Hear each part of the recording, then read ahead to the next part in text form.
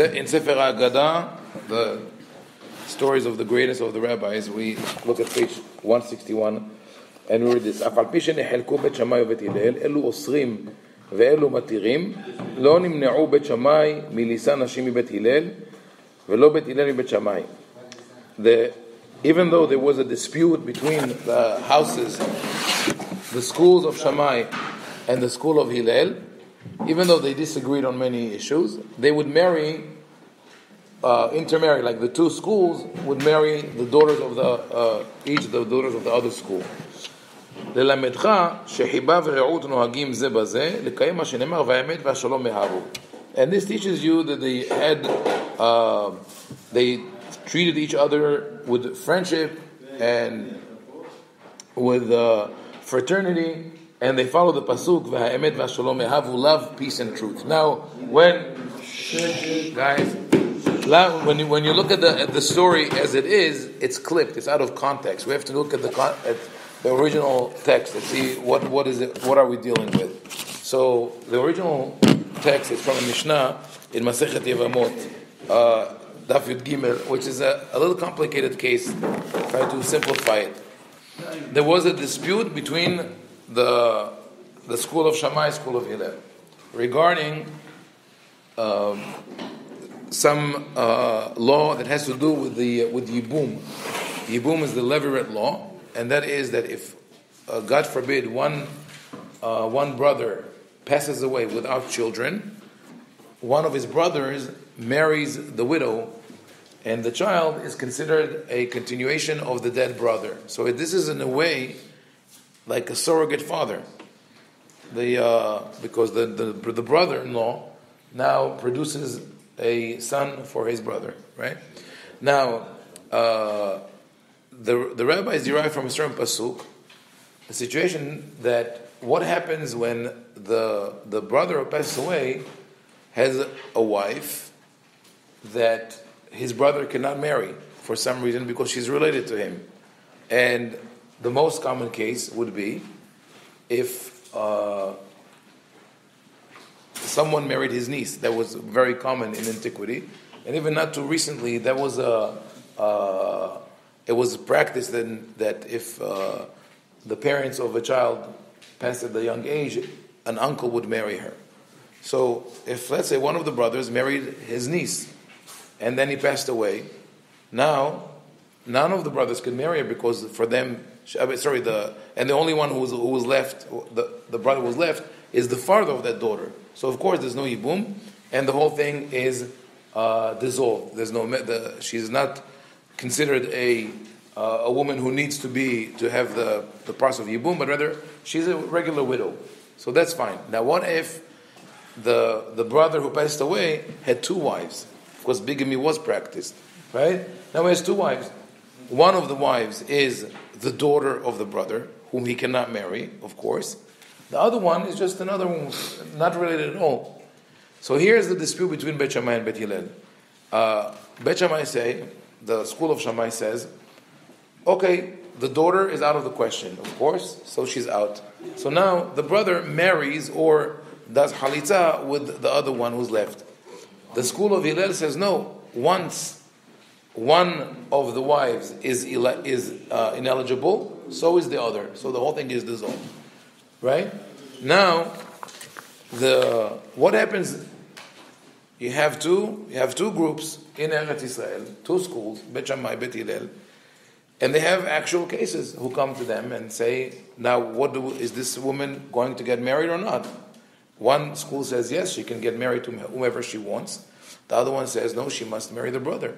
According to one school, the woman who married the brother both of them are committing a sin because they're not supposed to do that. It's incest, and the child is what we call the mamzer. So this creates a serious divide in the nation, right? I mean, if you go today to Israel, if you want to get married, I had people calling me from Israel, from here, from the community. My son needs a certificate that he's Jewish, that he's single. You know, you put the FBI and NSA together, and they don't equal the Rabbanut in Israel the way they search and research and investigate the history of people, right? But so what did they do that back then? What happened if someone from the house of Shammai would come to the house of Hillel, they fall in love? Is it going to be like Romeo and Juliet, that then they can never get married? The Mishnah says, Af'alpi, it says, Af'alpi she'elu osrim ve'elu matirin, lo nimne'u bet Shammai milisan Hashem bet Hillel, ve'lo bet Hillel bet Shammai. It's an amazing statement. They say, even though I rule, if this woman would come to me to ask a question, I would say, no way. But once you ruled and you follow your halakha, I accept it. I do not question your halakha. I wouldn't do it, even if the outcome is diametrically opposed to mine. The same way they say, they had major disputes in the field of purity and impurity. There were cases where one school would say this vessel is pure. We're talking about when they needed it for the temple, and the other school would say it's impure. So this, unlike marriage is something that could we understand that could affect the relationships between the two groups. But with vessels, with utensils, you think no, to each his own. The Gemara says no. It's the Mishnah. It's not a private thing because people used to borrow utensils from each other. It is not very common today. Was more common in the past. But more than borrowing utensils, people used to live in what we call hamula. A big family, like a clan, and they would get together and bake together and cook together.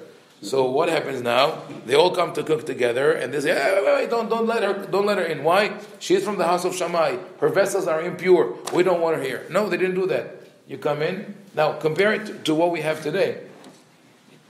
I know of a situation where people come. Actually, I know of one case where this is the community in India. The rabbi, the shaliach there. A new rabbi came and they invited him. They made a whole meal for him. He didn't touch anything.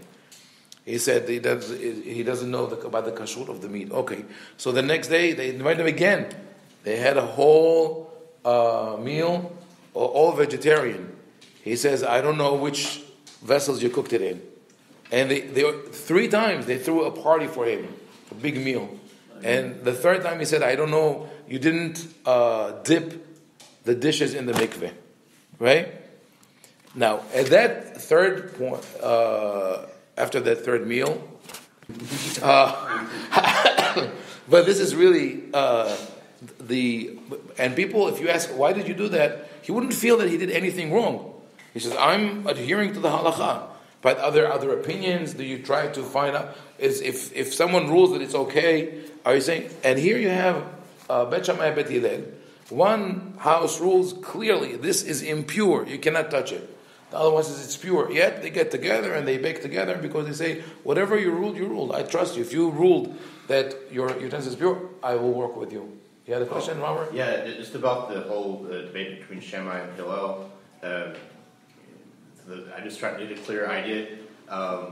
Like at the time, it seems like there's like regular people coming up and talking to them. Yes. You say they have their own jobs and everything. Meanwhile, like what I don't understand. Meanwhile, like the priesthood, these people they get like a lot of money. Like they're rich. Yeah. Like, no, the priesthood. People not care about rabbis back then or something. No, that is an interesting comment. When we talk about the spirit of Shammai and Hillel, already there's a rift, there's a divide between the priesthood and the rabbis. The rabbis actually perform what we call a coup d'etat at a certain point. They dethrone the Kohanim, and definitely after the destruction, they made the Kohanim irrelevant. But already then, there's a famous story, Shmaya ve'Avtalion, who were the rabbis, the masters of Hillel. There's a story about them coming out of the temple. The Kohen Gadol was coming out of the temple on Yom Kippur, and everybody followed him. And at a certain point, Shemaiah and Avtalion were coming out of the house of study of the Bet HaMidrash, and everybody left the Kohen Gadol and went and followed Shemaiah and Avtalion. The story tells us that the rabbi said it's more important. The knowledge of Torah is greater than your lineage, because you can be a Kohen, but your actions are incongruent with your legacy. Meanwhile, if you're a Talmid Chacham, a scholar who is really honest and takes care of people and teaches and all that, then this is your merit. In any case, the Mishnah, as it is very clear. I mean, you cannot argue with the Mishnah. What it says is this: even though I say forbidden, you say permissible, and vice versa, once you ruled as you ruled, I accept your ruling, and we could live together in harmony. That would have been wonderful today. If we had, between different synagogues, different communities, people would get along, but it's not the case. People would, one would issue a ruling, the other one would cry out, this is not mainstream orthodoxy. And members of the synagogue need to fight. Right. So members of the synagogue, right. So now what the Gemara deals with that. The Gemara says, how is it possible? This is now 300, 400 years later. People review the text, they say, wait, that doesn't work with us. Because by the time they were studying the text, the divide already grew. I mean, only the first generation, maybe the great scholars who had this greatness of mind that allowed them to say, I understand that I rule in a certain way, but there is room for another opinion, and it's also valid. That has disappeared. So when the Gemara analyzes that, it says, Le'olam asu demode'ai lehu ufarshei. They say when they tell you that Bet Shammai and Bet Hillel would cook together or would marry daughters from, right? It means that they would, if there was a vessel that was questionable, they would notify each other. For example, like when you, let's say marriage, right? Someone from the house of Hillel wants to marry a girl from the house of Shammai. So he wouldn't marry just like that. First he would ask, was there a case in the family of questionable Yibum levirate law that we disagree with? And they would tell him yes or no, and then they would get married. Meaning that they would not rely on the rulings of each other. But now the question is, so what's the big thing? What's the big deal? that you tell me about those two schools that they would rule differently, and they would ask each other, give me the details of your, the history of your utensil, or the history of your daughter, so I would know if I can marry her or not. Of course they would do that. There's not a hidush. For that you don't have to write it. And the answer is, and again, this is an answer that comes from a mentality that already has been distorted. They say the big deal is that they believe them. So you would have thought, that's what they say, that I wouldn't believe you. And that happens also. I told you, people would come, I saw people in a friend's house or my house. You tell them, is this kosher? They want to see the wrapper. I say, we don't have it. They go to the, in the garbage to see, what does it say? I say, you don't trust.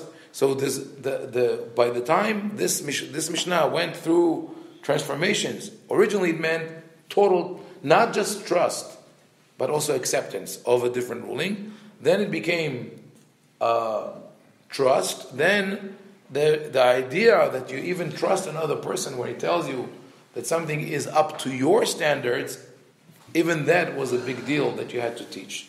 So unfortunately, I see it as a deterioration, as a loss, and we have to restore it.